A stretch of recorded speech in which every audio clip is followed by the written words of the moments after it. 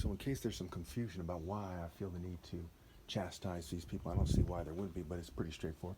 Remember, they're even changing my voice. So when somebody's arguing that your society's corrupt and there's tons and tons of people doing that, on top of that, you can argue in the comments as long as you don't troll. You can make your case. You see what I'm saying? You can say, that they're headed for eternal fire and I'm God's son. I'm going to punish them and their offspring and their families and their allies and friends and blah, blah, blah, blah, blah, right? Forever. Okay?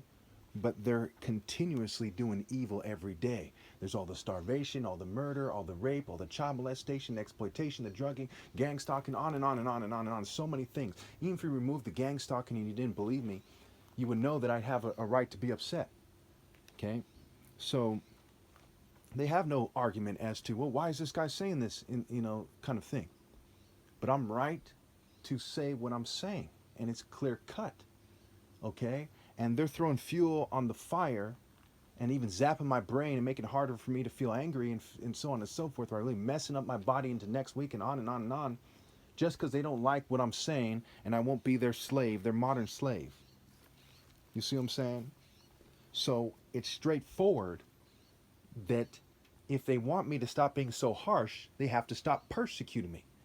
And what kind of a coward would say, hey, we need to get even with this guy for saying this stuff when they're persecuting me? Okay, so as long as you persecute me, I'm going to keep pointing out things like every second 2 people die on this planet.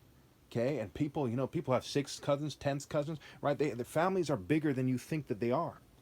So they have tons of family members that are dying all the time, no matter how you slice it. Tons of countrymen, people from their religion, their groups. I mean, it is fucking insane to persecute the guy who's logically the most righteous. Okay, when King Solomon gave his ruling, did he not do it based on universal logic? Nothing in the Torah or the Old Testament, right, said, told him how to make that ruling.